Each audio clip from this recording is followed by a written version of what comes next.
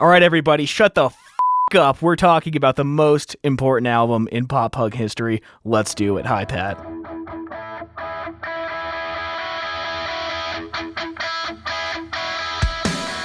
What is going on, everybody? I'm Tom. And I'm Pat. We're best friends, and you're listening to the Reminiscent Podcast. Hi. All right. Sorry, got a little heated. I'm very excited. Yes. This, we're doing the upsides. Ooh. Oh. It's a little current for the stuff that we usually do, but we are on its 10-year anniversary right now, and I can't believe it's been 10 years since I was a freshman in college, and this album turned my whole world upside down. Turned your downsides into upsides. I talk a lot on the show about, or just in life in general, about how Enema of the State was like a huge pivot point in my life, how everything changed from then on, like just in the whole course of my life. But this album, The Upsides by the Wonder Years in 2010, it kind of like changed the entire direction of my, I don't know how to say this, like my emotional life. Like it brought a ton of things into perspective. It allowed me to feel things I didn't know I was allowed to feel before. And it kind of connected an entire scene and just took over. I mean, from my perspective anyway, took over the entire world. I was shocked to see that it wasn't super commercially successful because I felt like this was the best-selling record of all time, like ousted Thriller by Michael Jackson. But there's a lot to get into. I have probably played this record more times than its first week sales. That reminds me of the one time Brandon Flowers came out, Panic at the Disco came out with a record like 2 years ago, and you were like, is he the king of pop? It's like this quarter? Like, yeah, it didn't quite outsell Rumors by Fleetwood Mac. Not even really close, but it did feel important at the time. What was the All Music quote? They described it as bleeding humanity. The honesty was jarring for a lot of people, man. I feel like it was a whole new way of thinking, man. Also, it should be noted that we're going to talk about something fun next week. It's not just going to be all we didn't want to turn it into the Sad Boy Hall of Fame show, but this album really isn't about that. It's about the upsides, literally, not even trying to be joking around. It was a new way of considering things after the insanely strange 4-year stretch of music that we had to experience during our high school years. But yeah, we're going to talk about Gives You Hell, the music video by All American Rejects next week. It's a silly little slice of like Tim Burton Suburbia. It's kind of like Edward Scissorhands plus the band. It's delightfully odd. We had a lot of fun with it, and I'm glad we got to get to do it after having like a few weeks in a row where it got heavy, especially coming off All We Know Is Falling last week. So that'll be fun. But yeah, the upsides. I think you tried to ask me when we would have both heard it, but I think you would have told me about it. You asked me if we had gone through like a stretch of not talking to each other for a little while just on accident because of college, and I wasn't sure how you remembered that whole sequence unfolding.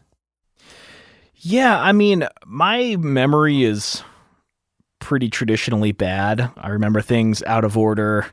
Timelines are all wonky when it comes in and out of my brain, but I kind of remember that like we went off to college and didn't really see each other for like 3 years. We didn't really talk that much, like kind of off and on, but certainly not daily like we do now or we have done for the past 4 or 5 years. But I guess my memory was that like I went off to college in October of 2009 and didn't see you again until summer of 2012.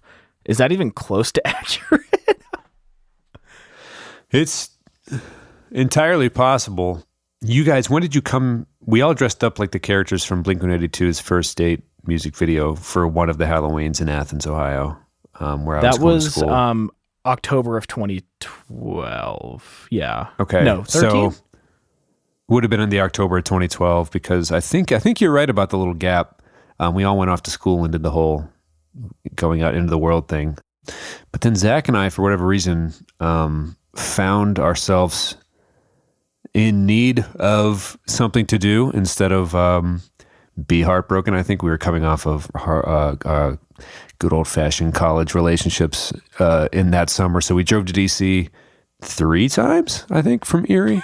And Yeah. I don't think you were in much better shape either. So Right. Yeah. we all just kind of played music and recorded music, stuff that we had written in high school, some new stuff.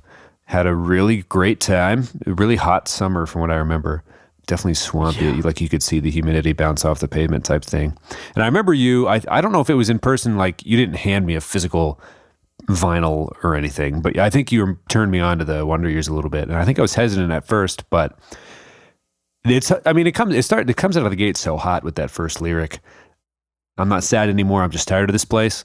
I think it's a theme we'll probably keep returning to, the shape we were in that summer versus where we were probably a few years later. But the honesty with which the singer deals with his own moods, it was refreshing. And, we talked a lot on the show about coming off of nu metal. I think Hoobastank was, nominated for a rock Grammy in 2005. And then Sigh No More by Mumford & Sons came out in 2009, that whole like folk craze. So there's like this 4-year gap where like people just talked about slitting their wrists for like 4 years. So we like grew up in this very odd, cute without the E type mindset.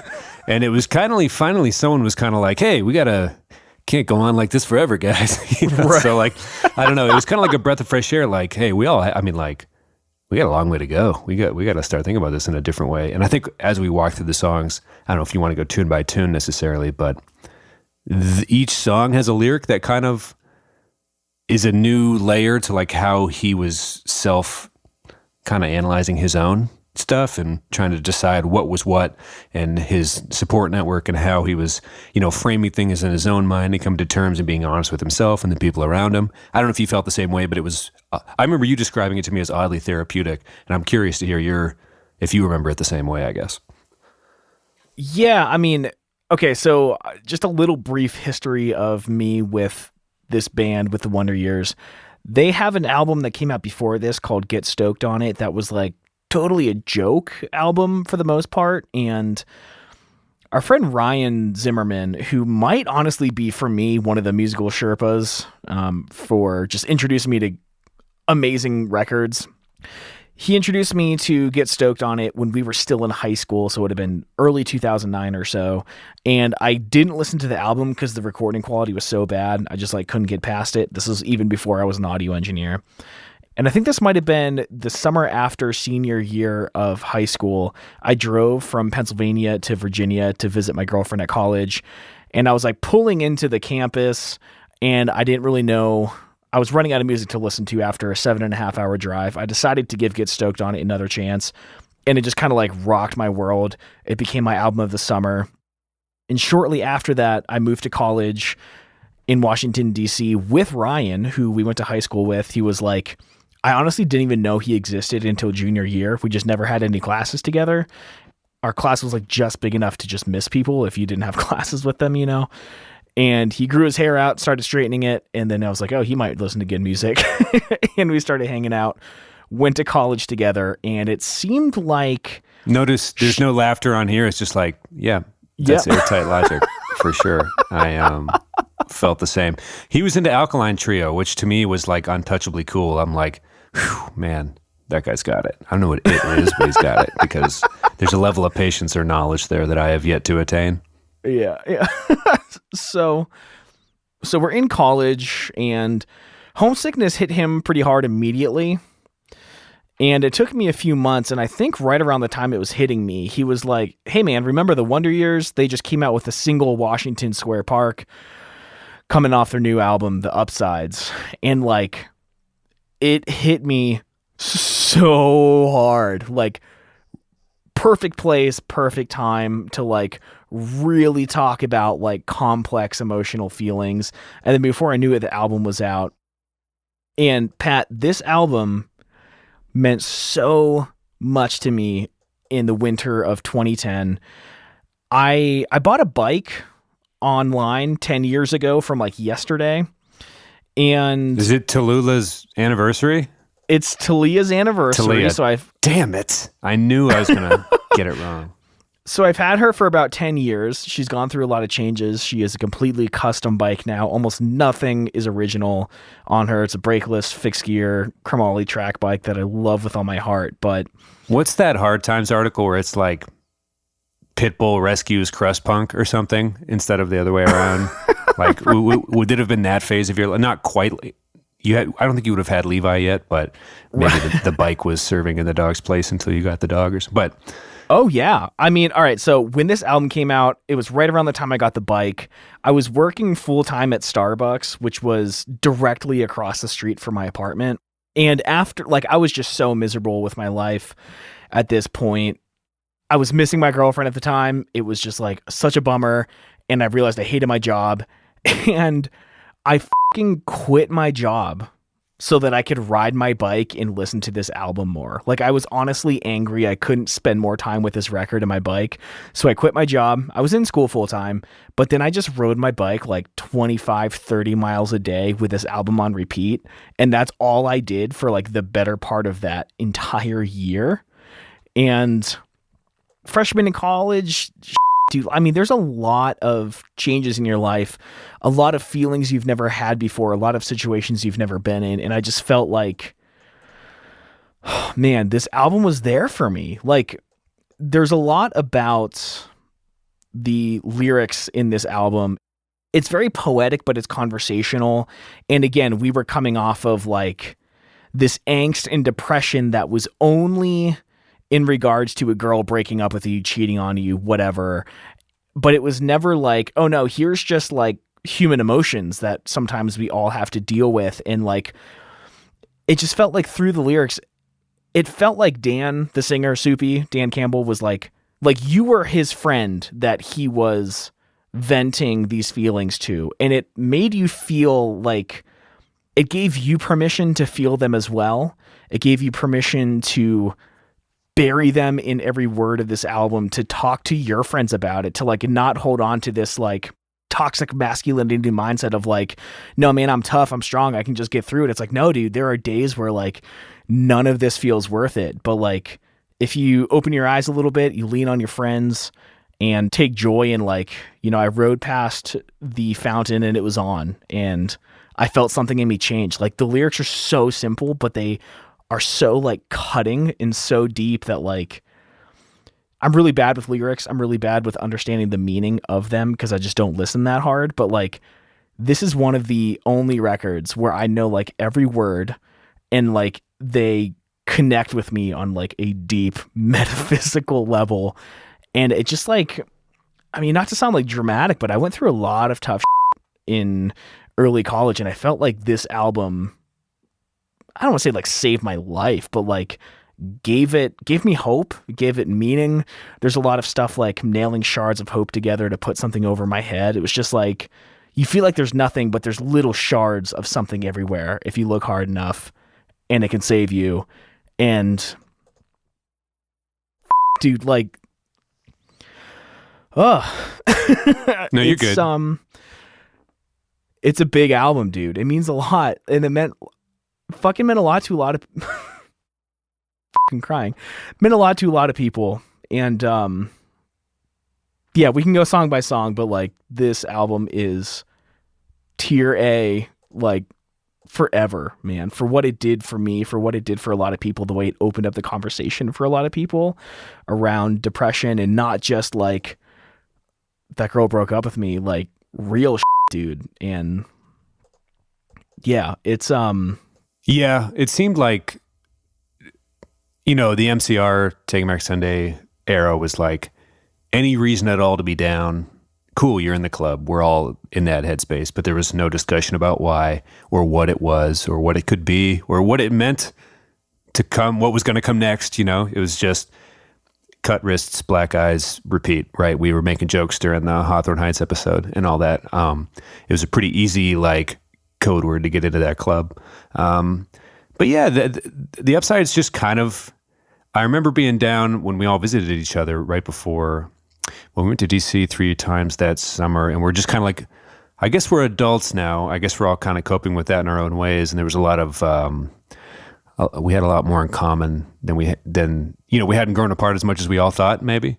And thankfully, you guys came to Athens that fall, and that kind of reignited the friendship and everything. But it was kind of a slap in the face. The album just kind of took everyone who was willing to listen to it kicking and screaming out of the gutter almost. Like, we got to...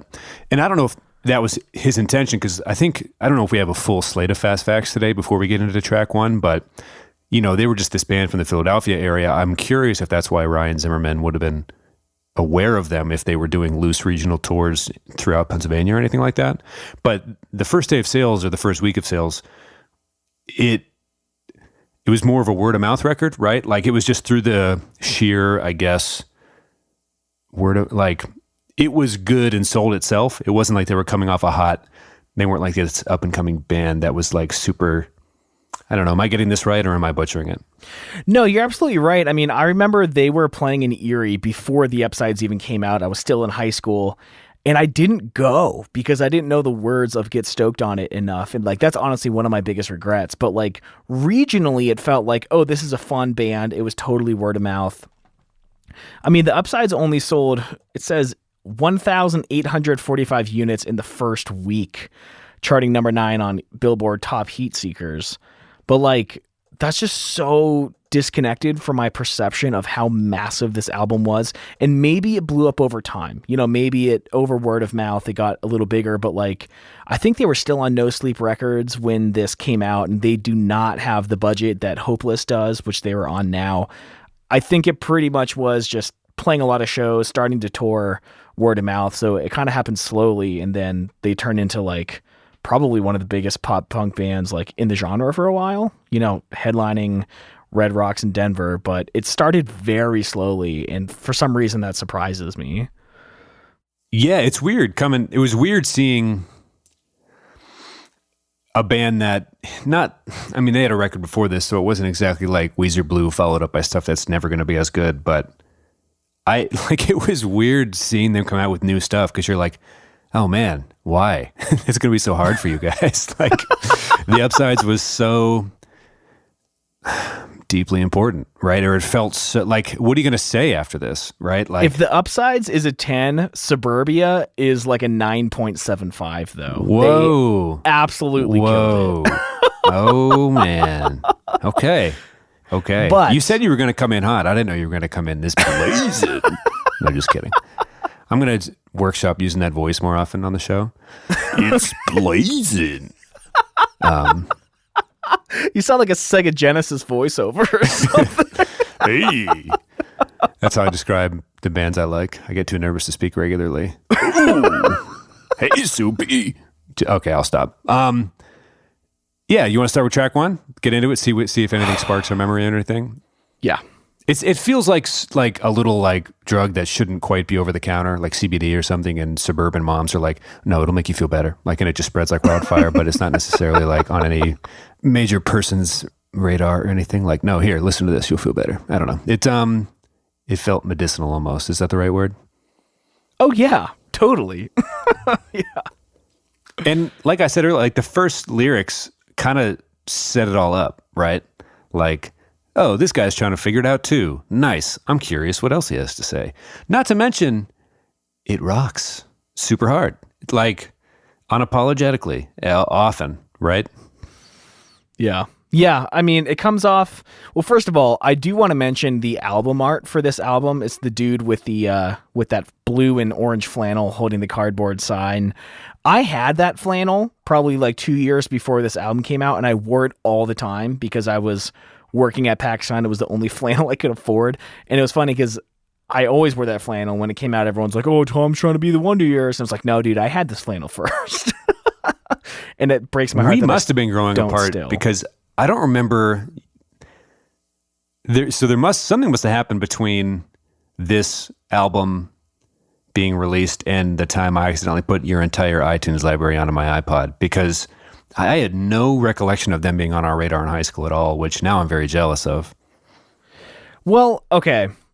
The album didn't come out until we were in college, but I had this flannel in high school, and I have photos of me at the mall with Mark Snyder with a cigarette in my ear, which I thought was hilarious because I didn't smoke, and I'm wearing this flannel holding a puppy at the Heartland Pets or whatever. I think I'm 17 years old in this picture. I'll put it in the show notes. Reminiscentpodcast.com/episode/156. I love that flannel as it was, and then when this album came out, it was just like the greatest thing ever, because it was like, oh shit, I wasn't even trying and I nailed it. Like, so anyway, my last semester, it was kind of funny because it was our first semester and I was already feeling all the feelings that he was having, and it just made me think like, damn, it's probably going to get a lot worse before it gets any better. But, is Soupy? I'm guessing it's Soupy because his last name's Campbell. Yeah. Okay, gotcha. I was going to ask, but then you finished his name. I was like, Campbell, got it. So, did it connect with you because there's like loose? Well, he had to clarify that he wasn't vegan after the Lucky Charms and soy milk comment. He talks a lot about his neighbors or his buddies drowning in Strongbow, which was like ciders were just beginning to be kind of popular at the time as the early rise of craft beer and things like that, like alternatives to, I don't know, did you connect with like seemingly being sober in the narration on this album, surrounded by friends who were very much partaking? If my memory serves me right, I think he was straight edge. Like, I think he claimed it. I don't remember. But it's also funny because the first time I heard Logan Circle, I was also legitimately eating Lucky Charms and soy milk because that was like my all through high school. Would it have been your if it wasn't? Sorry, I just like instinctively swore because you did. Would it have been if you hadn't heard this song? I was eating Lucky Charms and soy milk the first time I heard this song. Purely coincidence. Okay. Sometimes you run into art like that, where like the shirt and the cereal choice, you're like, man, sometimes I run into movies or books and it's just like, why do we like that thing you do so much? Probably because it takes place in fucking Erie, right? Like there's like, oh, excuse me? You know, like all these Erie references in the first like hour of the movie. You're like, oh, this is, you guys, the rest of the country doesn't love this as much as we do, which I'm sure it's like still a great movie, but it's just so that much more charming. Well, Erie has very little to lean on. I mean, we have the pizza bomber. We have the worst snowfall in the country. We have statistically the worst place for black people to live in America. But we have that thing you do. So let's cling to that one. I think the Rust Belt is well documented as not like thriving. I think hence the nickname. So yeah, I think people actually, I don't know if people were picking up on that as we have done the show, growing up in essentially a smaller, worse Cleveland, which is like a smaller, worse Detroit, a smaller, worse Buffalo. You know, it was where we grew up. I will say this, you know what? We're not even going to do Erie stuff because why bother? We're here for the upsides. We're here for the upsides. The upsides.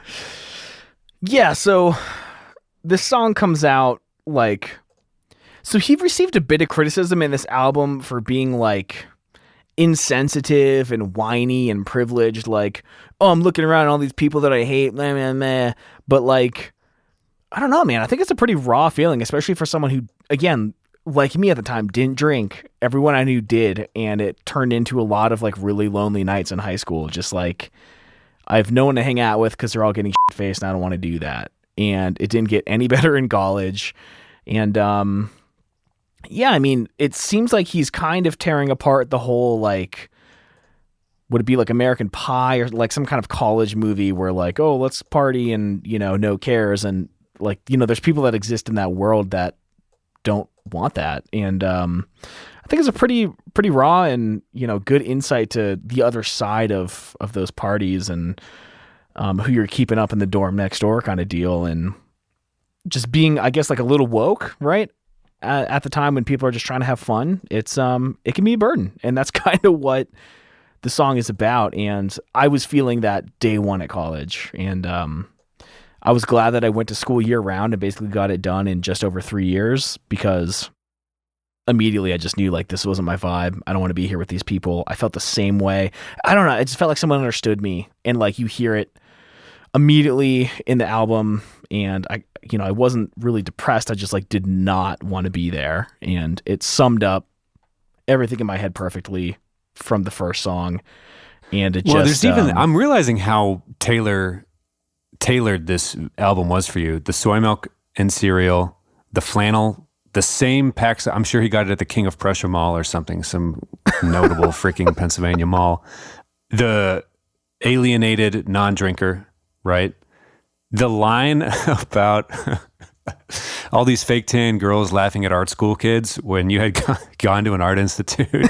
Like, I'm sure there'll be more as we continue on, but like, I guess looking back, it's like, I wonder how this album spoke to Tom. It's like, oh, it's almost like someone was actually meeting him in person and smacking him in the face and saying, we're going to get out of this. I promise. And then kissed you on the forehead or something. Like, Tom, wake up. We're getting out of here, man. Yeah, it Did you feel that at all? Angle. Like getting made fun of like a misunderstood art school kid too?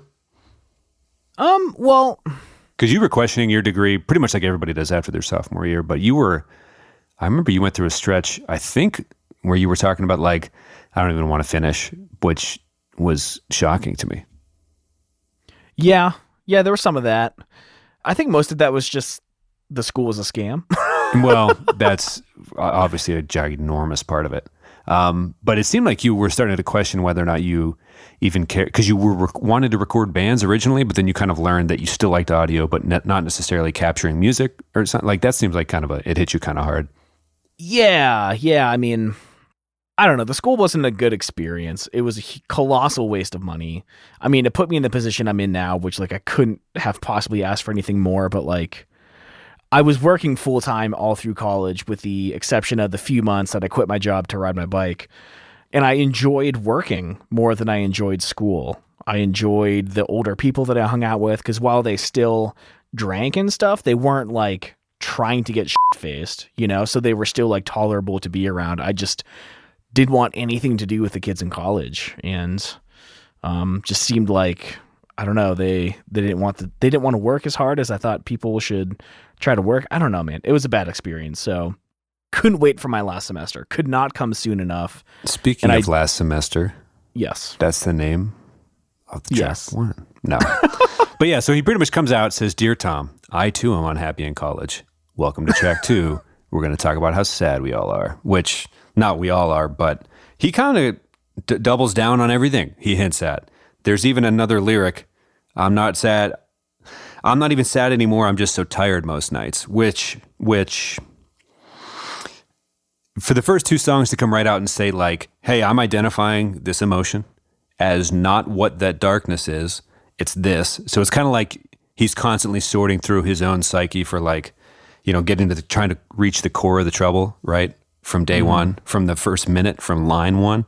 And then he goes after the Blue Man Group for a little bit, but... Well, okay, that is an Arrested Development reference. Oh, lovely. I am excited to hear more about that.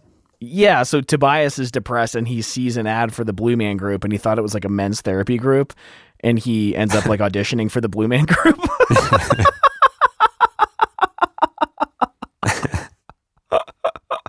So good. And that's when he says, looks like I just blew myself for nothing, which my pop punk band years later would write a song called I Just Blew Myself for Nothing.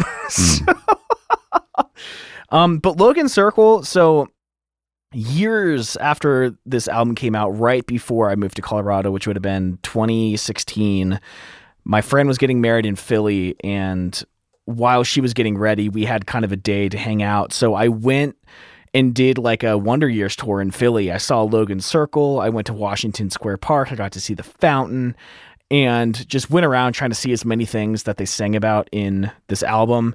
And I guess the irony was when I got back to my wife's car, it was gone and they towed the car claiming it was in the handicap spot, but it was nowhere near a handicap spot. And I had to pay hundreds of dollars to get the car back. It was so stressful. My wife was photographing the wedding and I had to call her like during getting ready to like get her insurance information. It sucked. It sucked so bad, but it was still worth it because I got to see Logan Circle and just like sit there and take a picture. And I like felt life in that park. And you know, it's, oh man, such a good monument and landmark. And it's such like a regal, like massive display, this fountain. I can see that like you go by in the winter or whatever, and suddenly it's turned on, and it's like, oh, dude, just because it's been off for so long and kind of sad and no movement, I could see it being inspiring. It's pretty grandiose when it's fully going. And I think I like the minor win that's notched in the song where he's like, something in me changed, which is so profound to announce to yourself. But then the like reoccurring like kind of sentiment is, I've been better, but I'm feeling okay. Like it's not like, hey, the fountain's on, everything's great. Hi, everything's great. Like, no, it's like I'm back to almost even, which I thought was kind of, I don't know. I'm just going to keep returning to this and let you talk anecdotally about how this album impacted you. But for me, the honesty of some of the individual lines were just like, it's important that this small victory was only a small victory. It wasn't moving backwards. It was just like, man, this dude really needed a win. Like the fountain was on. I am a notch above as low as it's been. And that, sir, I will take, sir or madam. That was really interesting to me. And I think the lyrics are constantly throughout this album. You wanted to hear what this guy had to say about it because you wanted to hear how he kind of scratched and clawed his way out of wherever he was. Kind of admitting along the way that some of it was a prison of his own making, right? There was some stuff he had to get out of his own way to a certain degree in a lot of ways. But drowning his sorrows in Lucky Charms and soy milk. But I'm picturing you riding your bike and being able to visit Logan Circle at one point. Obviously, you were in D.C. going through these emotions, but just pumping it out, man. I think, not to like sum it all up with Nobody Likes You When You're 23, but I think there's a heaviness to that age that like is universal. And I think like, I don't think really Blink really profoundly touched on anything other than the fact that most maybe hit a little bit of a wall at that point, right? How could you not? It's pretty daunting to be like, oh, that felt like a lot. All of that was plenty, and it's just starting. So like, it felt, I don't know, forever thankful that this album was like available right at the year it was needed most. Yeah, I mean, I love that it explores like internally his emotions, and just, I think I'm not sad anymore. I'm just tired of this place, and I'm not sad anymore. I'm just tired most nights is kind of like weirdly profound because, again, we're coming off this whole era of like, she left me and I'm going to perform self-harm. It was making such huge statements out of small ordeals kind of. And now this is like, man, life puts you here sometimes and it doesn't need to stay this way forever. And I know that like a lot of people, were writing to the band like, Soupy, you saved my life. You're so inspiring. I can't believe that like you got yourself out of this mess, this depression, you feel better. And it's funny because I think his exact words were like, this wasn't a statement that I'm better. It's more like a battle cry that I can get better. And I just really love that because, at this age, it's easy to be like, especially coming off the era that we did, it's never going to get better. The world's out to get us, yada, yada. But like, we're kind of in control. We can get those little wins, little things here and there. But like, still, I'm afraid that we're wasting away. Like, these aren't things that like you would typically say to a group of people or that you would necessarily say to one of your friends. And the fact that he said it so bluntly, so like poetically, and also so literally made it feel like he was putting his entire trust in you to like listen to these emotions that like I would have never felt comfortable telling someone like, yeah, I'm in college, I'm doing the work, but I kind of feel like it's all for nothing and I'm going to regret this later. Do you think maybe it wasn't this album necessarily, but memes in the year of our Lord 2020, probably since like 2016 or 17, it all blends together, but have gotten kind of like the Area 51 memes in 2019, for example, like the US government underestimating millennials' willingness to die and stuff, like the depression that has been baked into the quote unquote dank meme cycle, I guess. This is the dumbest sentence I've ever said in my life, but it's been kind of like the internet is such a like constant like rotation of information sharing that like the depression of everything, it just kind of got baked into the way people perceive everything. Like to the point where we've talked about this on the show before, where like it's borderline trendy to be anxious. Not that it is, but like, and Well, I guess I would also ask your thoughts about this, but at the time, it wasn't like people weren't logging onto Twitter every day begging each other to go to therapy like they do now, which is ultimately a positive thing. Everyone's so open about, the human existence and everything. I'm not suggesting it's a bad thing, and I regret using the word trendy almost, but it is so out there. Before this album, it super wasn't. I feel like this was so. I think they just kind of like encapsulate how fresh it felt, because now it seems so like there's an anxiety meme every 3 posts or something. It seems like on and again, everyone's feeds are different, but I mean, I don't think I'm dropping a hot take to say that it's way more common to like lean into those feelings now. One of my criticisms, I guess, of Suburbia, which came out in late 2011, I believe, was that it seems like they started to lean really hard into like, I'm anxious, I'm depressed, and all of a sudden everyone was like, oh my God, guys, I'm so anxious, I'm so depressed. And because this band was so awesome that it kind of did turn like into a trendy thing to like have anxiety or depression. But like, here's the thing, most people do. This is like a really kind of f***ed up world that we're living with, and all these social pressures and social media and stuff. It's not like it's uncommon for the majority of people to feel that way. So if they're just talking about it, is that better? Are they actually trying to do something productive by, stating their feelings, or are they, is it an attention-seeking thing, yada, yada? I feel like I started to notice this shift in the way people talked about it in a trendy sort of way around 2011, and I kind of associated that. Like, I feel like the Wonder Years shifted the entire thinking of a nation about anxiety and stuff, because that's how much they meant to me. But I'll go down that path. I don't care. This is such a niche podcast, like, of course it didn't, but yeah, of course it did. You know what I mean? Like I'll pin that on that. Like I looked up the Google trends for pop punk's not dead. And I was like, it spiked about a year later. I think they pretty much single-handedly turned it around for the subgenre. And you were like, it might've been, and this is you informing me of this minutes ago before we started recording, it might've been the Newfound Glory tour titled that, or right? It could have been the fact that people were just so excited about how good the Upsides were, they started searching that phrase. Well, dude, I'll tell you what, Talia, the bike that I still have 10 years later, I quit my job to ride it and listen to the Upsides. On the very front, I forget all the names of the tubes on the bike. The very front of the bike is a big sticker that says Pop Punk's not dead. Or no. It says Pop Punk, not pills. Never mind. That's not as good of a connection as I thought it was going to be. Yeah, but Tom, you leave your unrelated stickers the hell out of this podcast discussion, man. I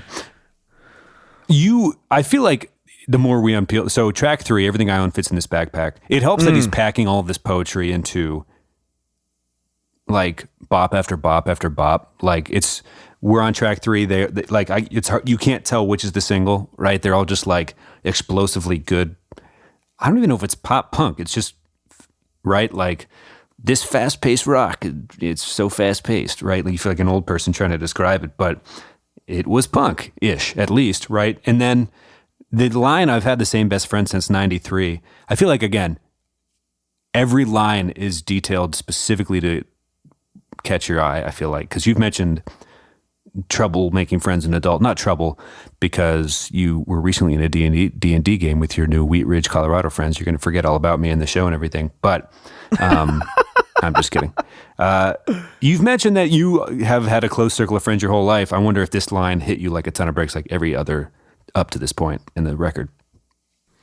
I mean, not really, because I think the line after it that hit harder was like, I call, he's not answering. I mean, I guess like his best friend possibly doesn't live in the same part of town as him. So I guess there is a connection there, but like, I don't think that, that one really stuck out to me as much as maybe it did to you. But that's not to say, okay, so when I had my, was it a speech writing class? Something in college, they asked everyone what their favorite song was. And at the time I remember saying, Everything I Own Fits in This Backpack. And I remember, was his name Hassan? Something with an H. I remember him going, damn. Like that really stuck out to me. But like at the time, this was my favorite song. It might've been for like the really cool drum beat. Their drummer, Mike Kennedy, is like the sickest, probably one of the most underrated drummers in the genre. He absolutely rips, and the beginning of the song is super fun. But no, that line since 93 didn't really stick out too much. I'm editorializing based off things you said out loud, but I would have assumed. So I'm going to keep bringing these up just in case, because it's good to clarify. Here's the thing. I kind of love how eviscerated Philly gets. Not only by the song title, It's Never Sunny in South Philadelphia, but he makes it seem like it's only Snooki and like juggalos in the city. Like, I remember I had a job in Cleveland and there was this guy that got hired, and he was from Philly, but so aggressively, like no one's ever that aggressively from somewhere. And I've met people from southeastern Pennsylvania who are 100% not like this, but he was insistent that the town's motto was not, it's the city of brotherly love, but rather, quote, talk get hit, end quote. So like, it's like, oh, okay, Philly, there's a lot going on. And it wasn't until, I guess, I visited my brother who went to Penn that I realized how kind of the city was large enough to encapsulate like 5 to 5,000 different little like sub cultures, I guess. But sure, there's an East Coast intensity there that seemed to disappoint our narrator deeply here. Right. He's definitely, literally, quote, I'm not fond of South Philly, or how my neighbor loves ICP. He lays it out there, man. Poor Philly, I guess. Or not poor, like whatever, but you know, I thought that was interesting. I thought Philly was kind of fun. It's I had a great time. Listen to this record, it's like, I'll never have to visit because I know how bad it is. But obviously, you know, through his lens, there are pockets of it that I had assumed the Philly mindset mixed with the college people he was hanging out near. I can see how he would have got burnt out pretty quick. Plus, is that they grew up in southeastern PA, right? Oh, I don't remember. I think so. Maybe he was just a young man longing for something different after all. Yeah. Well, let me talk about a line that I really love. And again, it's like the whole theme of the record. So it's to piggyback off of what you just said. It's verse 2. I'm not fond of South Philly or how my neighbors love ICP. I guess it's better than Bancroft Street. At least the fridge here works and the walls don't leak. At least I'm starting to see what's left for me. I'm starting to. And it's like, it goes through this motion of like, oh, I hate this stuff, but it could be worse. Maybe it's on the verge of getting better. And it's like, again, we talked about in the Motion City soundtrack episode, like the weirdly hyper specific stuff. And I love seeing quite a bit of that in this album and in the Wonder Years, like very specifically talking about the refrigerator at their old apartment, you know, and how that means something than just, oh, the fridge leaks. It's like a metaphor for something else, like coming up on the upsides of life. At least it doesn't leak. Like, it's so like simple and it hits so hard. It's so brilliant. I don't know, man. Again, this is going to be one of those episodes where it's just like, I can't say enough about it. It's good. Sure. You know, what else is there to say? I'll pepper in little things. Their band originated in Lansdale, which is in Southeast PA. He went to Temple, which is in Philly. So I imagine to a certain degree, he was a young man longing for something other than everything he'd only known for the first 20 years of his life. But who can't relate to that, right? It took me years to realize in this song when he says, nothing made me feel further away than left and leaving through a blown car stereo, that it was a reference to a Weaker Thans album. Yeah. Which I love. It's kind of, I feel like it was never going to be as tailored toward me as it was to you at that time in that specific moment. But I was like, damn. Like, it's never not worth my time to sit back down and see what else I can find out about the upsides. It's forever like a gift that keeps on giving, not only because of the literal saving, heavy pulling, heavy weight lifting it did early on, coming out of college and entering it all, right? So, but yeah, the little gifts that kind of you discover throughout the years have also been pretty pleasant. Also, gang vocals. Oh yeah, but first, the very next line is, nothing made me feel closer to home than Ready to Die in my headphones. And Ready to Die is the Biggie album from 94, like one of the sickest hip hop records. And it's like all about like gangster shit, like give me the loot. And like, you know, he's talking about how he hates South Philly. And I don't know, maybe I'm, you know, editorializing this, but I just think like that reference, Ready to Die, makes you think of home because it's like dangerous. And I know he had his bike stolen and all this stuff. It's just good, man. God, It's so good. I love it. I honestly didn't know. I didn't pick up on the Biggie reference until like today, just now.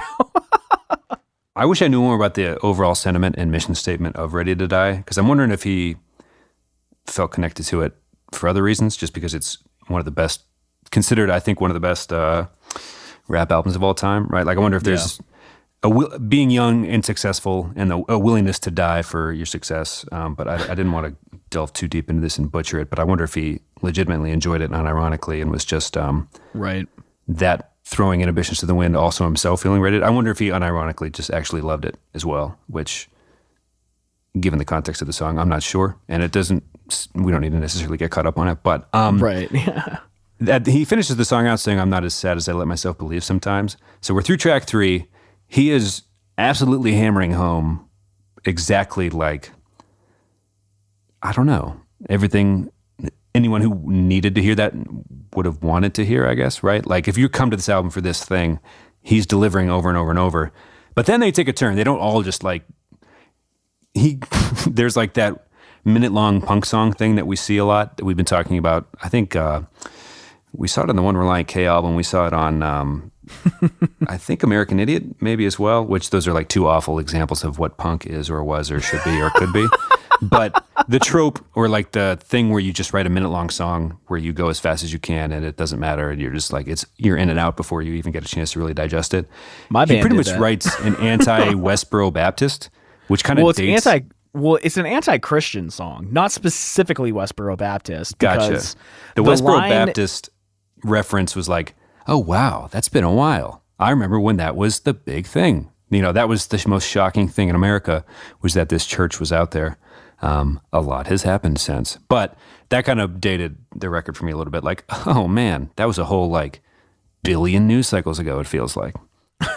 Well, no, so the song was just about, like, meeting, I don't know, some Christian group on tour, and they were, you know, spewing hatred, and it wasn't a Westboro Baptist group, but they were spewing hatred as if it was. And the whole thing, you know, I'll see you motherfuckers in hell. And like, weirdly religious Tom at this time, 2010, 2011, was kind of like, oh, he's an atheist. Like, it kind of bummed me out, but I never passed over this song because I didn't know it, but I was an atheist the whole time. But very good song, in and out very fast, great storytelling, and, you know, talking about, you know, a rest stop in Tennessee, and yeah, where all the ignorant F's of the world meet for donuts and coffee, just laying it out. That was also on his mind, and he lays it out like not a second of the record isn't just like his, not id, but everything that's been grinding his gears as well. You know, like, not only am I mad about this, but I'm mad about this too. And I'm going to sing about it for a quick minute, and then we'll get back to the other stuff. But just real quick, Tennessee, not great. Right. And a little fun fact, in the deluxe version of this album, which I have the deluxe version on vinyl, and I didn't know the bonus songs that were on it, but there's like a campfire version of this song. Acoustics, bad recording, sounds like everyone around one microphone, and it is so good. They do... what was that I think it's just called Campfire Song. It's like, we don't have trouble sleeping. The lyrics are escaping me now. It's like, they're really good at the campfire songs, and there's a cool like B-sides of this on the deluxe version that's like totally worth listening to. Nice. Yeah. But yeah, the song's in and out, scathing. These small town minds stay small. And like, after a while, I kind of moved on. I didn't give a shit about Erie anymore. I kind of fell into the groove with DC, the Arlington, Virginia area, and kind of loved it for a little bit. And this kind of made me think a little bit about Erie, like, the world evolves, so stay in your shithole. We're moving on. Someone should burn this place to the ground. I'll see you motherfuckers in hell. It's so good. It really is. Because that also adds to it too, like, oh, I'm going there too. I have no like hangups about that. I'm still going to try to sort through my stuff, but I have no, like, I'm not hesitating to assume for 1 minute that I'm not headed right there with you. But I just need to let you know that I feel that you all are awful. Goodbye. Good day. Right. Let's move on to New Year's with Carl Weathers. Yeah, take it away. I don't have a ton about this one. for better or worse, but I'm curious to hear what you have to say, my boy. Yeah, I mean, I never loved this song like for the musical and melodic content of it, but again, it's those like hyper specific like no, I'm just reading my diary here is kind of what it sounds like, and it's a lot of like experiences with friends, and there's so much to talk about, you know. Drew, who was I think this someone in I Call Fives or something, sexting with some girl he met last show and talking about friends blocking at the diner, and you know, we'll make friends in every state, like the cops in the parking lot are staff of Steak and Shake, and like it's gonna be our year, boys. And there was a moment, I mean, still I was starting to come around to DC, but like I didn't have these friendships. And again, this was a few years where like just by being busy and, you know, moving on to different places and doing our own stuff, kind of fell out of touch with you and Zach for the most part. And it made me kind of like, not jealous, but aware, I guess, that I was living my life at that time kind of in isolation. Like I really longed for some, like a friend, like a group of friends, like a big group of friends that you can just like endlessly write songs about, like experiences you had when hanging out with them, seeing the world. I mean, they're on tour at this point, or they've been around regionally, I guess. And that's kind of my main takeaway from this album. Just like, he's going through this with people at least, and there's stories to tell, and there's people who can understand because they've been there. And, yeah, I mean, I have you and Zach, like, I know that you'd can be there for me no matter what, but we're still hundreds or thousands of miles away. And yeah, there's something to be desired for, you know, ride or dies who live down the street, who you can, you know, go drive down to the diner with. And I guess I had that a little bit in Erie as I was leaving. It's funny because I was back in Erie. I don't remember when, but I was talking with Tyler Long, who is a friend of mine. We were at a Perkins, a diner, drinking shitty coffee. I think at this point you might have still been able to smoke in the restaurant. Yeah. They had like dividers, but they were really just like pieces of glass on top of the that didn't even go up booth? to the ceiling. Barely went over people's like heads that were sitting down. But oh yes, very fond of why do even that? I don't know. Right. Like, yeah. The illusion of safety. But yes. You know, it was funny because, you know, then there's a group of like 15 guys who were all part of the music scene drinking shitty coffee, and Tyler being like, what do you think of the upsides? And it's funny because I really loved it, but there was something that left me wanting more. It didn't have, I guess, the bombastic energy, and they didn't take as many musical risks, I think, as they did in Get Stoked on It.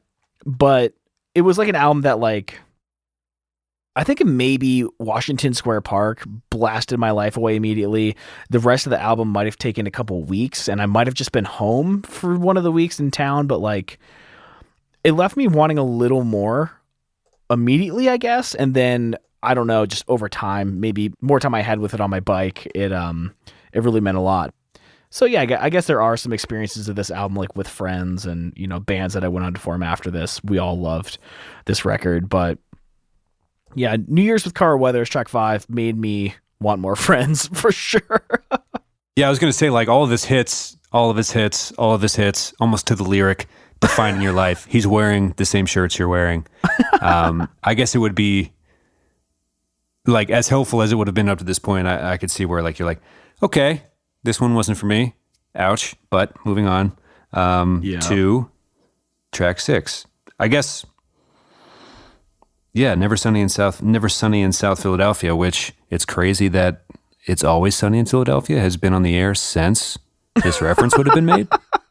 I think It's Always Sunny came long before this record did. No, I know. So it's been on for like 20 seasons or something. No, yeah, no, I'm not saying like, no, it's, what was it back when on, a couple years ago, they were like filming an episode near where the old Dunder Mifflin lot in LA used to be filmed.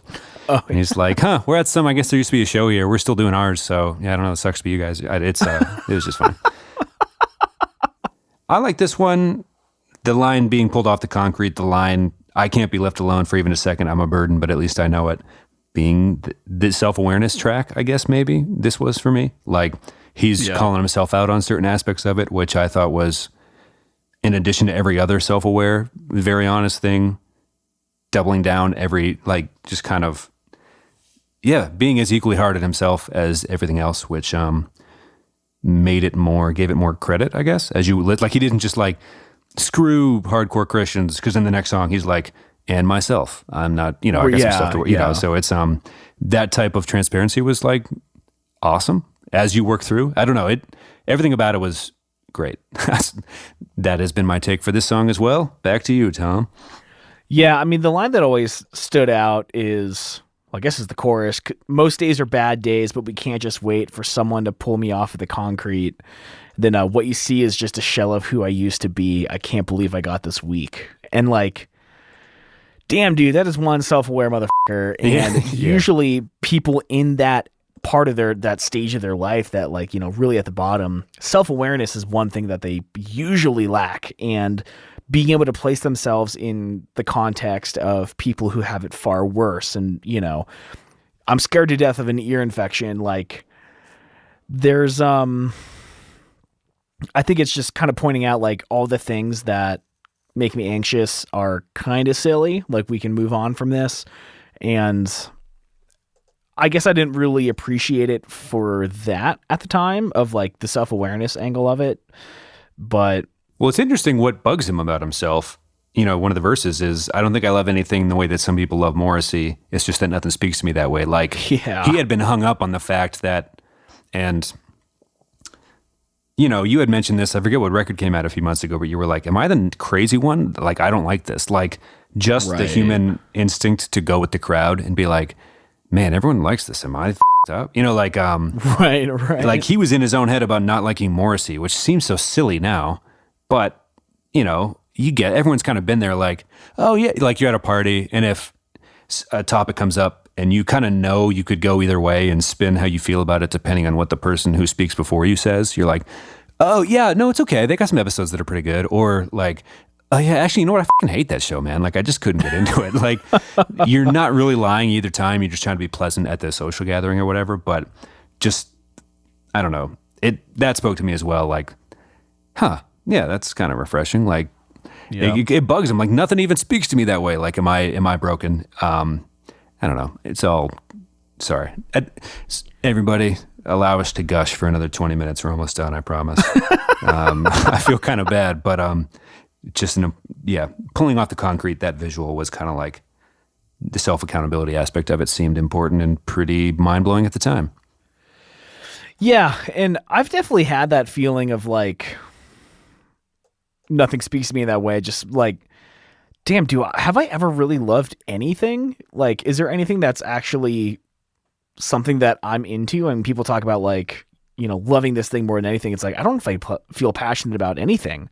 And it's a really isolating feeling. And it took me a while to come around to like, oh, dude, you need to sleep more. You need to work less. You need to like get out of the house. Well, it started with like, as a teen, you're like, I've been noticing I've been saying the word like too much on the show. I'll try to cut back on that in the weeks to come, I promise.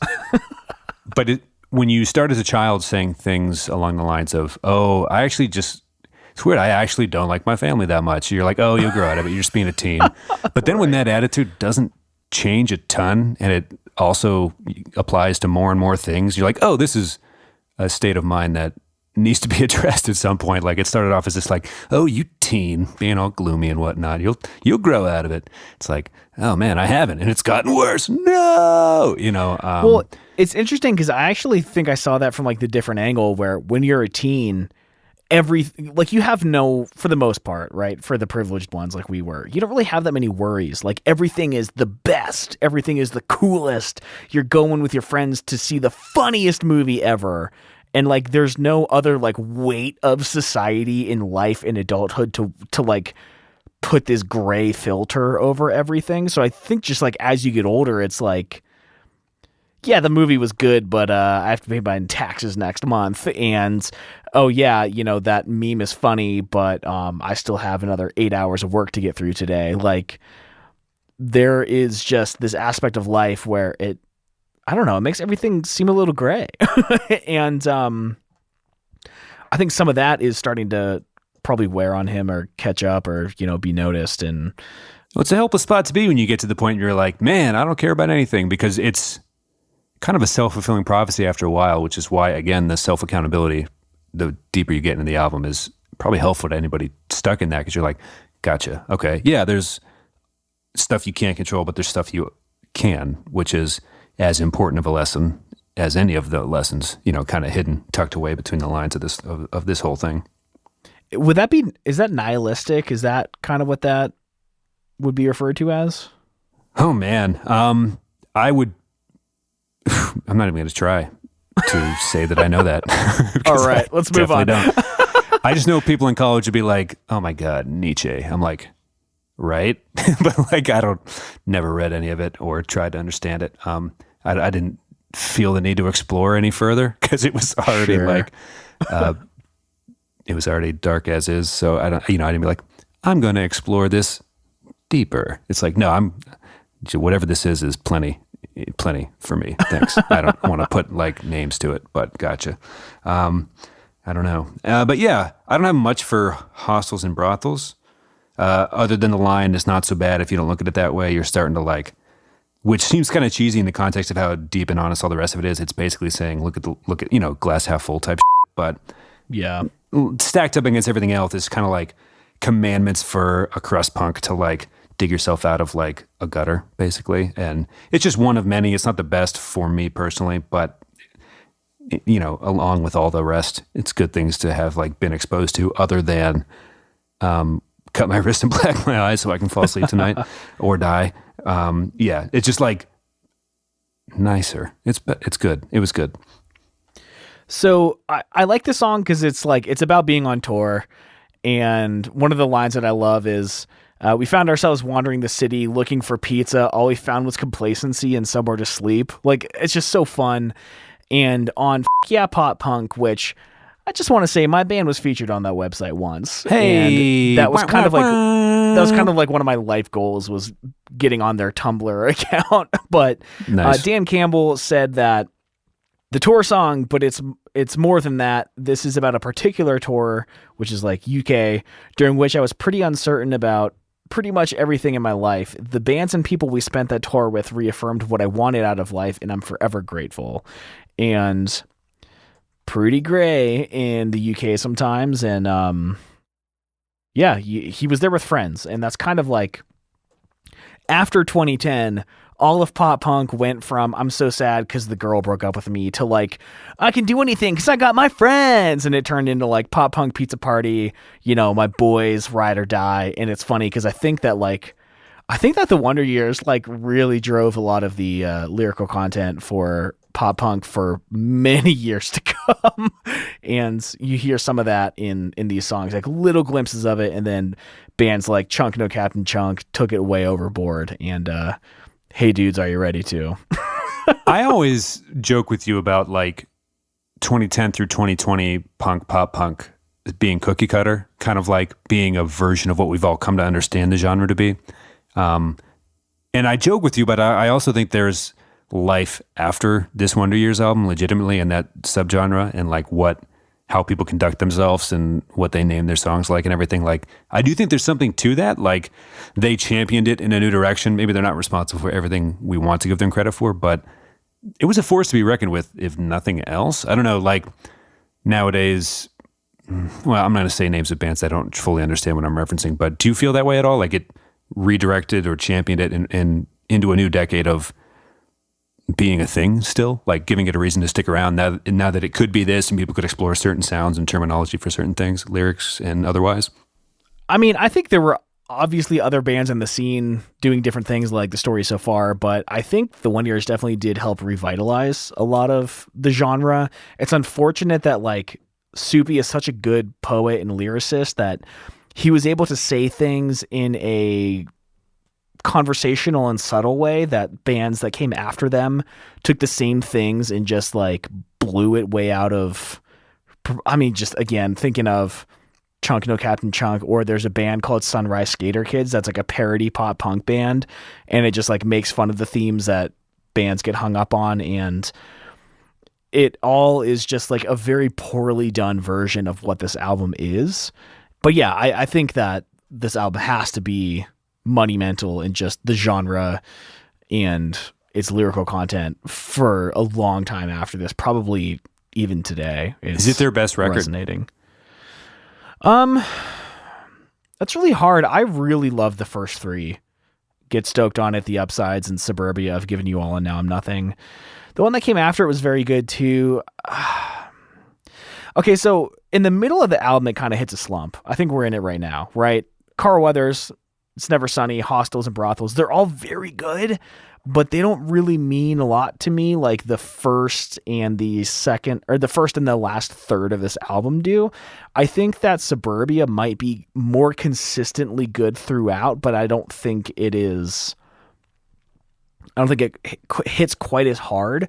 So I don't know if I want to say it's the best or it's not the best. It's just amazing. Yes, I agree that it has flaws as well. I didn't want to gush the whole time because I didn't have a lot written for track 7 or the Carl track 5.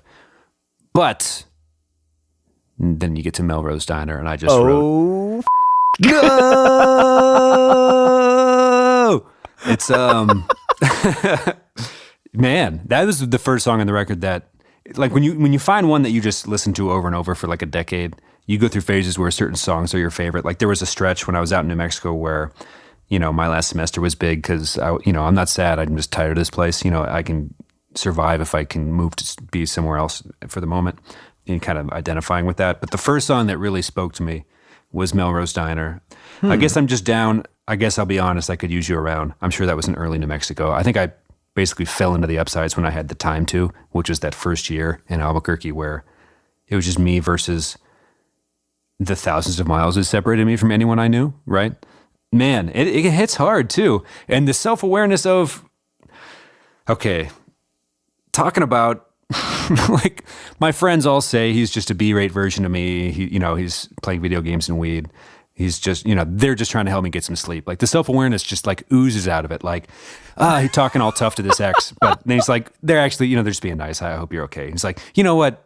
They say he's a broke version of me. They're just trying to help me get some sleep because I literally haven't been sleeping. I know he's what you need. I hope you have a nice time. But like, it's weird. He's like almost bipolar in the way that he's traveling through the emotions of this particular breakup. And then he's just laying it out in the chorus. So I guess not like the opposite of tactful. I guess I can't think the word's not coming to my mind, but just like, I'm down. I could, I need you. It's kind of like, what's that country duet where it's like, I'm a little drunk and I need you now. I feel like this is the pop punk version of that. Like, just, I don't know. It's so brutally raw that it's hard not to fall in love with it immediately. And it's so catchy. It's so good. I feel like we are understating how hard this album rocks and how good it is. Again, we just went through the lull part of it, but they finish. Tracks 8 through like 11 are ramp it right back up, right? Insane. There's no punches pulled beginning right here. Yeah, I just love the way he writes. It's weird how casual and poetic it is at the same time. It's something that like I always aspired to be, but I didn't read much, so I wasn't very good at writing. Never came off quite as eloquent, but like it feels like a computer was like reading his internal thoughts and then just literally jotted them down onto a paper. Like it feels so unfiltered. It seems so, I don't want to say careless, just, yeah, casual. Like, I guess I'm just down. I guess I'll be honest. I could use you around. Like, it takes a lot of effort to make it feel so effortless. I think is probably what we see a lot in his writing. It's inspiring, it's just like my friends are like, oh dude, that guy, you don't need him. And like, again, right. It's just that like my friends have my back, and my favorite even when part, it's illogical, right? Like, oh, that guy did like you kill him, bro. Like, yeah. Nobel Prize winner, like, dude's a joke, dude. My absolute favorite part of this entire record is my friends all say, we all say, yeah. Oh my God. Well, I can't wait to do the 4 Year Strong episode that, Rise or Die Trying came out in 07 or whatever. But all day today, I got like, I was physically tired at work because I was during my lunch break, tried to speed listen through both of them and take some preliminary notes depending on what we were going to record tonight. And there were so many gang vocals just bouncing around in my head, and so many, like, I was just like, I need a minute here. Like, I had to go for a walk. It was just like, how pumped can you be, you know? But yeah, they lay it down. And I don't know if you'd call it a breakdown, but does this song, well, I don't want to keep saying like, is this the most of that? Because it is what it is, but it rocks hard. And they throw it down about as hard as they possibly can in this song in terms of, here's what we do. We've been doing this a lot. This is the most upside song on upsides. It covers a lot of the boxes you would love the whole album for in this song, I might say. I would not going out on a long limb to say Melrose Diner is my favorite on the whole thing. Yeah, no, it's definitely one of the best. The music video is absolutely incredible. Is it the wrestling one? Yeah. Yeah. Oh, it's so funny. It's a cute, theme. The main actor in the video was in New Girl, and he was so funny as this like Trustafarian hipster dude. And it was kind of cool to see him like a little earlier on. Just so funny. And it's great to see, like, again, these themes are so heavy. They're so self-aware, but like they're still having fun. They have each other, so it's going to be okay. And yeah, I remember like when I learned that the whole band was super into wrestling, I remember being like, do I need to get really into wrestling? And I just couldn't do it. I just didn't care. Yeah, same here, man. You know what? I don't think I loved anything the way some people love professional wrestling. It just nothing speaks to me that way. I've questioned monthly for the last like 7 years because it's had such a resurgence, or maybe just hadn't gone anywhere. The show Glow is obviously good for its own reasons, and I like that. But so good. I get the appeal, but like I'm glad you just said that because I get to relate fully and say I can't do it. I just can't do it, and I don't even hate the people that find joy. I'm curious about anything that provides joy to people. Like, okay, cool. What are you guys digging into here? This is one of the things. All right. Okay. No, thank you. No disrespect. Carry on. It's just kind of, it's okay, right? It's all right. I'm glad people find joy out of it, especially my man Soupy. You have a lot written down for track 9 here, man. I'm anxious to see how we finish this out. I imagine we're going a little long, which we say that around this time every week. We're definitely going over 90 minutes this week, and that's fine. Well, you said at the beginning, you're like, I don't want to f up the Upsides episodes, so I think we're allowed to take our time and trim the fat later. Oh, we're not trimming anything. It's going out raw, God. Dude. Buckle up, Buttercup. And, I don't want people to get the wrong idea. We do edit this show, but like, if we say a lot, which we don't really, I'm surprised. I edit podcasts professionally for a living, and on average, a normal show will have like 1,500 ums taken out. We take out maybe 40. We do a pretty good job, and this show is maybe 45 seconds shorter by the time we're done editing it. We're not taking anything out. We're just cleaning it up a tiny bit. So I don't want people to get the wrong idea. The show is largely raw. Unless one of us puts the brakes on, where we'll catch ourselves and be like, wait, stop. You literally can't put this in the show because it would be so jarring to the human ear. Please, God, edit this out. I think we catch ourselves on it a good amount. And even then, it's only a few seconds. But anyway. Right. I just want to get that out there. This show is, we say edited, but not really. But okay, track number 9, This Party Sucks. This party sucks. So Dan Campbell was straight edge. He did claim it. And this song is, again, But he wasn't vegan. He just liked the way it tastes.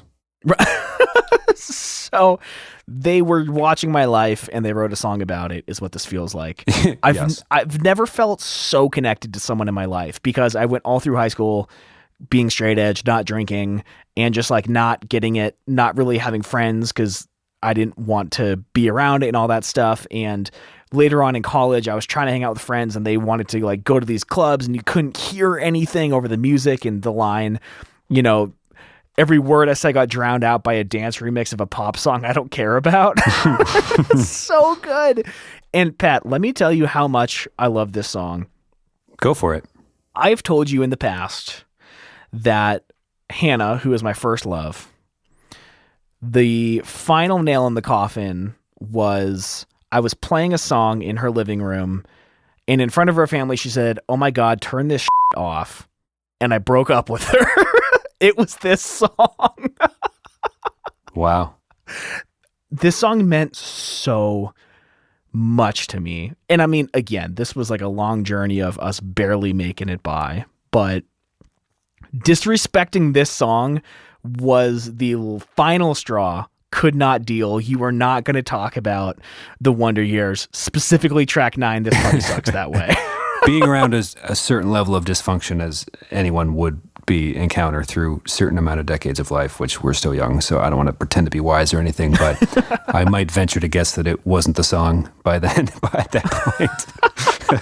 But dude, I left her house and we broke up the next day. Yeah, hey. So you like the song, you're saying? It meant everything to me at that time because, again, how old was I in 2010? I was 19. And you get that ego, I don't drink. I felt a little bit like, man, I'm better than everyone else. I know better. I know that I'm not f***ing up my life, wasting my weekends with this bullshit. And he pretty much was saying that as well. And there's 2 lines that I really want to talk about in this song. He made an entire verse out of the song, whatever it is, if you like pina coladas and getting caught in the rain. He did an entire verse just on that song, and I want to recite it because it's so beautiful.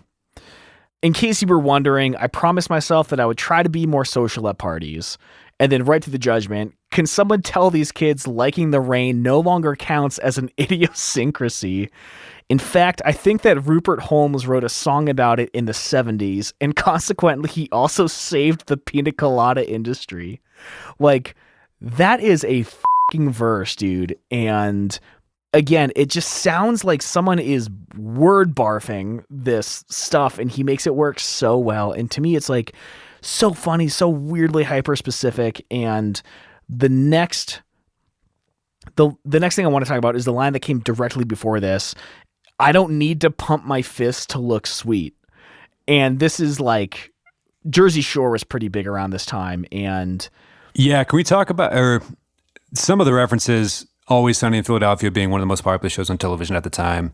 The fact that fake tan girls would be laughing at our school kids. The fact that Westboro Baptist was super in the news. The fact that pumping fist, gym tan lingerie stuff was like, right, still like reality television hadn't quite descended into the hell that it had. Right? Like it was still right. Like Jersey Shore was so shock jockey popular because we had just come off like a decade of like, hey, Survivor, that's kind of fun. Like, right, oh, The Greatest Race, they're cool. But it's like, what's this now? Oh, okay. Oh, so, but the fist pumping thing, there was that YouTube video that got popular, where Not Now, Chief, I'm in the fucking zone, where it's like kind of the whole Philly area, South Jersey stereotype. I think it's My New Haircut is the title. It was like one of the, not original viral YouTube videos, but one of the YouTube videos that should get talked about if there's ever a YouTube documentary, I'm sure. But Jaeger bombs. Yeah, that's it. So there's a whole like subculture there that whole East Coast South Jersey mixed in with Philly, like you start to get why this man's so upset. Talk shit, get hit, dude. It's a tough way of life over there on the eastern side of the great Commonwealth of Pennsylvania. Yeah. I really like that line because it's like it feels like a rare glimpse back to like Get Stoked on It, where they were just trying to be funny for the most part. I mean, they were writing songs about finding out that your lover Captain Crunch is cheating on you with a Kool-Aid man, and it was just all comedy. I mean, there was, oh God, What If We Swam Into Nothing? Oh, that song is, man, we need to do it. Oh God. Wow. What a song. Anyway, this reminded me of them just like kind of being goofy. I mean, there are some funny stuff there's some funny stuff going on in this record, but that I had a shirt that said, I don't need to pump my fist to look sweet, like the huge block letters. And I thought it was just so incredible. I think there's some photos of me and my sister, at her college graduation. I wore this shirt or something. But yeah, wow. What a song. I mean, I really, really connected because again, it was like, and even to this day, sometimes it's like, am I the fucking crazy one for not wanting to party, for not wanting to drink? I'm 28 and I still feel that way, the way I felt in high school. And it was just so awesome to like this person that everyone admires, this amazing artist, can have these same concerns and these same things, that I was feeling. And it kind of like normalized it again. And it made it feel like if he's okay, you could be okay because he has the same problems as you. And it was weirdly humanizing and made me feel like, again, he's singing these songs to me because they're written so casually that it felt like he could fight it in me. And I felt comfortable because, I felt the same way. It's just, it was something very unique for me to find in music for sure. And then we move on to track 10, Hey Thanks, the only song I can play on ukulele. And the only song I care to play on ukulele. Sure. If I had it in my room, I'd play it right now, but it's upstairs, so I won't. Damn. But, I mentioned that like feeling that like they didn't take a bunch of musical risks when I was talking with my buddy Tyler at Perkins. I do remember saying, I thought Hey Thanks was interesting because they had the trombone in it. Yes. Love it. And I found out later, I was working at a venue in Virginia and they were touring on the tail end of the Suburbia tour. And I recognized their tour manager. He came up with like, hey, the show's starting with Local Man Ruins Everything. We need these lights. When this drops, we need the lights to do this. And I recognized him as the tromboner from We Are the Union. And I asked him, I was like, were you in We Are the Union? And he was like, yeah, I'm tour managing the Wonder Years now. And he played trombone on that track. And it was just kind of cool because, again, Ryan introduced me to We Are the Union, a really awesome punk ska band. And I thought it was cool that I don't want to call it a risk, but it was definitely an outlier musically. And I like the album a lot for that. The girls' harmonies are obviously incredible. It's a fun song. I know you'd probably rather be out drinking than in with the TV. That sums up my whole life. Yeah. Do you feel like the album should have ended after this song? I think it very well could have, but I'm very glad it didn't because the next two are, if the songs before weren't, the last two are earth shattering. So, I do, before we move on. Yeah. It felt like an album ender because there was kind of it wasn't a reprise itself, or I don't even know if I'm using that word correctly or pronouncing it right. But, when she says, I'm not sad anymore, right, as the horn started, right. it's just like, okay, here we go. It felt so out of place, but then you've made it this far through the album, so you kind of owe it to him to give it a chance. And then the payoff is so big. You're just like, man, you guys, you're too much. You're doing too much for me right now. I like it. Well, I do want to say, though, that the last song on this record, not to skip ahead, it does do that same reprise, whatever. So we weren't losing out on finishing the album on the big ending. So cool. They were, again, self-aware all the way through to the end. But next we have the last two, number 11, Washington Square Park. I think this song leaked early is what it was. And this was the first song that I heard, and I remember sitting cross-legged on my bed. It's funny because Thomas Nassif, who I think I've talked about on the show before, he was on the Encore podcast. He writes for Chorus.fm, or he used to anyway. And he did this whole like Instagram story on the first time he heard this record. And again, it seemed like he was just stealing my life. He was in his freshman year of college, and he was like sitting on his bed in his apartment blasting this album with his three other roommates there. And like that's exactly how it happened to me. Right? Like Ryan was like, "Did you know this song came out? It leaked or something?" And I found like Mediafire or Media, I don't know, one of those weird, you could more than likely download a virus from it. Getting this song cross-legged on my bed, the twin bed in this tiny apartment with three other roommates, and just like sinking into this song. And it came out like when I needed it the most. And again, like that line, I'm nailing shards of hope together to put something over my head. And like the scraps of the things that don't absolutely suck in your life can save you. And man, it's this album was like one of those scraps for me, you know? It got me through a lot. And I think it's been easy for me to forget how meaningful this album was. But like listening back today, in the past, you know, talking about All We Know Is Falling last week, episode 155, I said it was really hard for me to listen to the album because it brought me right back to that like crippling depression that I experienced when I was like 16 in high school. And it's interesting that when I listened to this album, to the upsides, what I was going through at the time, I don't remember the pain I was experiencing. I remember how this album got me through it, how it made me feel.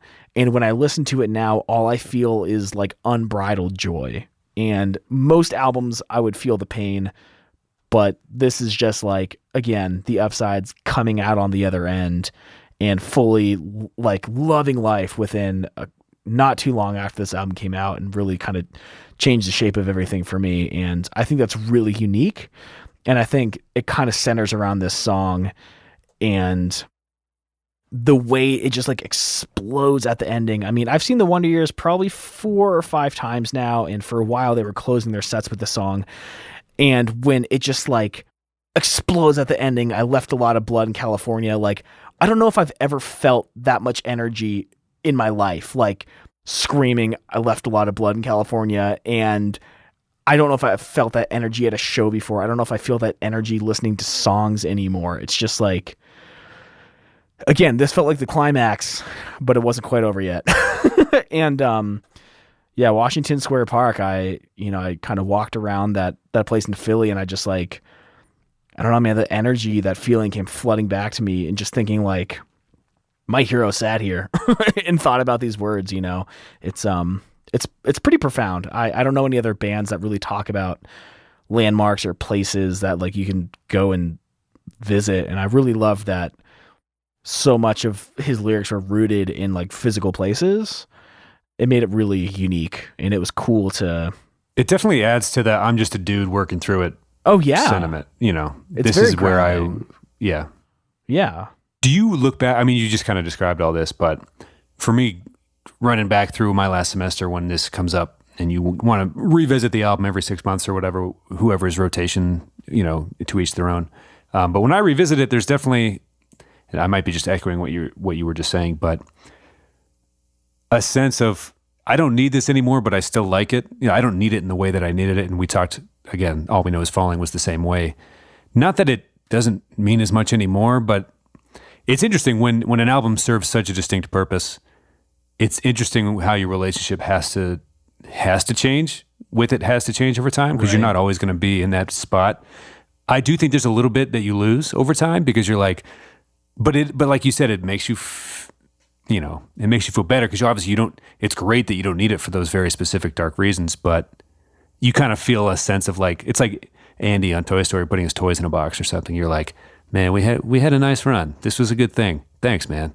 But also, I'd never want to go back there. Yeah. I don't know. It's kind of a tricky thing in my eyes, because I can never squeeze what I got out of it today. And I don't know.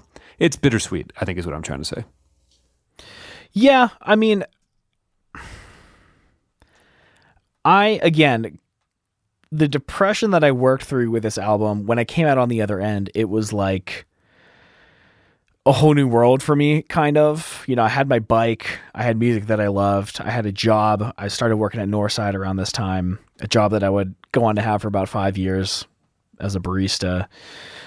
And I felt like things kind of worked into place. Award-winning barista. No, I wasn't. Yeah, you were in like a magazine because you would paint swans and shit, right?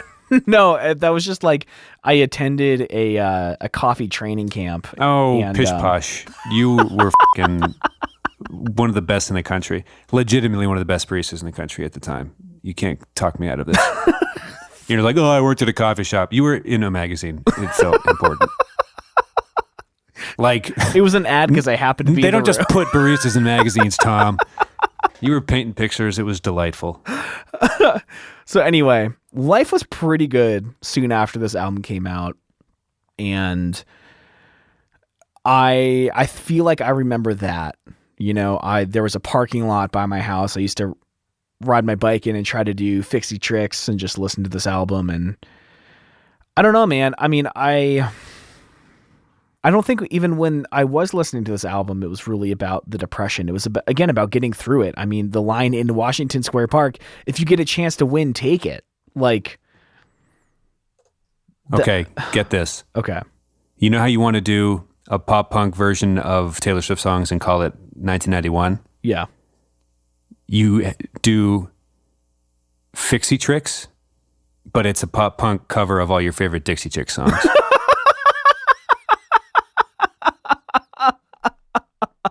I do love Dixie Chicks, man. Like, I love Dixie Chicks. That's close out the episode and publish everything we've pre-recorded for the last several, because we've been working so hard to fill your vacation up. I'm taking the next month off. That's all I have left in the tank. Goodbye, everybody.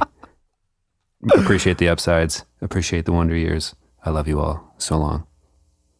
I'm just kidding. We're not done yet. So we have another song. All right. So again, we feel like the album could have ended here. They hit this. Yes, they hit us twice with now. Two songs right? I'm not crazy. It's starting to feel like the last Lord of the Rings, but they do it. But they do it so well that, like, they're literally waving to a ship sailing off into the fog. Like, oh, there is more. Sure. But it pays off every time. It pays off every single time. And now we have All My Friends Are in Bar Bands. And this just feels like the finale of, like, okay, we're out of college now. I mean, this is kind of a concept album when you really look at it. And again, there's more references to straight edge friends and talking about their friends very specifically. And yeah, just wondering, like, all right, we're out on the other side. Where do we go from here? Like, they're in bar bands. Did they sell out? Like, did we just get past the best years of our life and we didn't even know about it? Like, yeah. And just trying to move on, you're through the motions, you're out of college, and where do we go from here? And again, it's very, vulnerable. I mean, this whole album is very vulnerable, and yeah, I don't know, man. It's the perfect ending. I mean, talking about, how we all made it through. Some friends dropped out. Some friends lied about their major. And, people have a place down by the train station. And I've spent 22 years just wading through bullshit. And hey, it's worked so far. I don't know why I'm here, but I know who my friends are. And that is, I hate saying the word, but profound. And yeah, I'm thankful, forever grateful. Once again, we've strung a few of these together, but I do want to remind people we're going to do a very silly Gives You Hell music video breakdown next week. We went really long this week. In very a good long. way. Very this long. This is one of your favorites, so we should go long. Yeah, I mean, and again, to close the album out, just that anthemic, I'm not sad anymore, I'm just tired of this place. A bunch of other artists, the Maddie from A Loss for Words, Dave from Fireworks, who recently started putting out new music again, Shane from Valencia, Jamie from Title Fight, Nick from Man Overboard, all singing this part over and over, getting all your friends involved. It's just so awesome. It's a perfect way to end this song on the same theme that started it and was consistent throughout. And I couldn't possibly love this album any more than I do. It's like, is that the one where they have the nasally voice too? He's like, I'm not sad anymore. I'm just yeah, that's the dude from Fireworks, which is an amazing pop punk band, but he was very nasally on that part.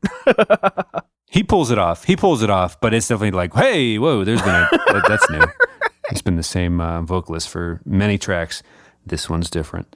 Right. But yeah, I mean, that's, again, hovering around 100 minutes here. One of the defining albums of my life, probably a defining album of our generation, definitely of this small niche subgenre itself. And I think it's looked upon very fondly by everyone. It was at the time. I think it remains to this day. There's been a lot of trends in pop punk since this album came out, but it maintains its relevance and is just a beautiful work of art. I'm very happy that I got to experience it from day one, because I can't say that for many albums that I love. Yeah, forever grateful. It got low, it got weird, and we're still chugging. So, yeah, medical in a sense, or important, and hard to really repay an artist when it's this, something like this serves such a specific purpose that was so vital to your own preservation. So, what can you say to Soups other than thank you? Legitimately, thank you so much for sharing this with us. Yeah. I was on stage with the band when they came to the venue I was working at. I was helping them move drums around and got to talk to some of the guys. Soupy wasn't there, but it was amazing because a lot of people thought that I was like Soupy's doppelganger for a long time. Once I cut my hair short, we legitimately looked almost exactly alike for a while. And do you still have the shirt? What shirt? Oh, the flame. No, but that also wasn't him on the album. Oh, shows how much I know. Okay, never mind. That was just their friend. But anyway, I was helping them load. Oh, okay. Okay. The pigeons threw me because there's like multiple what I associate with the album artwork. And right, that's the deluxe edition. Gotcha. Okay, because the pigeon comes back later. It's a whole other thing. I cut you off. I'm sorry. But on stage, I'm talking to Mike Kennedy, just being like, dude, you're such a sick drummer. I really wanted to shy away from being like, this album saved my life, because I know they got a ton of it. But I was just like, hey, man, I don't want to gush, but your work means a lot. I'm really happy to be helping you out right now. And Mike, he turned to their bassist. He's like, oh my God, this dude looks just like Soupy. And like the whole band was like, you do? Oh my God, you should sing tonight. And it was just like really cool to just like, yeah, not gush, not just be a fan, but they were just kind of like, just chatting with me a little bit. I mean, I got to talk to them for maybe like 5 minutes or so. And it was cool because this was before The Greatest Generation came out, and they actually played There at Soundcheck. And I feel like I was like one of the first people to ever hear that song because I was running lights for them. But that's great. That's superb. Very jealous. I wish I could go back in time just to tell you to tell him I felt the same way. Tell them. Anyway, just, yeah. Super important album, and my song of the week is actually a song that Dan released just recently. It is like the biggest intersection of worlds on this show. He covered All Too Well by Taylor Swift, and it is incredible, like absolutely incredible. He did such a good job. I cannot wait to cover this song, and I was kind of nervous too because it's highly regarded as like her best song ever written. And I love it the most, and I was kind of afraid to touch it, but he pulled it off very well. And that's definitely my song of the week. Couldn't be a better time to have that on here. Sure. I'm going to go with Mandy Moore's I'd Rather Lose off the album Silver Landings coming out this year. I think the single already dropped. If only because I was surprised by how Jenny Lewis-like it was and smooth. I'm here for it. I'll give the album a chance. You go, Mandy Moore. You do it. You go on and do it. Okay, we should probably do it. Probably call this one. Yeah, it's gonna be a big. I hope this file fits in Dropbox. It's gonna be much lighter for like several weeks. Tom's gone on vacation. We got Fall Out Boy coming up. We got All American Rejects Gives You Hell music video breakdown coming up. By Fall Out Boy, I mean Sugar We're Going Down music video breakdown, which was super fun. And we got some Valentine's Day stuff coming up. We're gonna get a little smoochy lovey-dovey. Neither of those things actually, but we're gonna probably do I Will Follow You Into the Dark that day. We got some goodies coming up. I think we did a stretch of like, because some of the newsworthiness of what's been coming out. Oh, Full Year Strong is going to be super fun and upbeat. Okay, yeah. We had to get through some stuff. It's the doldrums of January. The cold, spring's on its way. We fought through it. Congratulations, everybody. We're here. We're doing it. February's next. I'm excited for these next string of shows that are going to be a little more lighthearted, but we can't just do all, in the words of Curtis 50 Cent Jackson, something about, I forget, but if there wouldn't be happiness if there wasn't for pain or something type vibe. I've set that up as if I knew the quote and used it a lot, but I don't, and I didn't. So thanks everybody @_reminiscent FM on Twitter. Say hello. Yep. All right. Love you, dude. Love you, dude. Bye. Bye.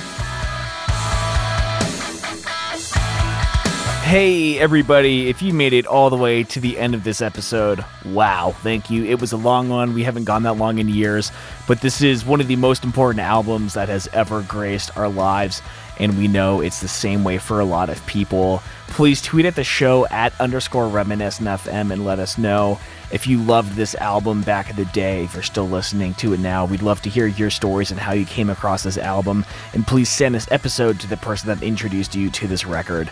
We'll talk to you all next week. We love you all. Have a good one. Bye.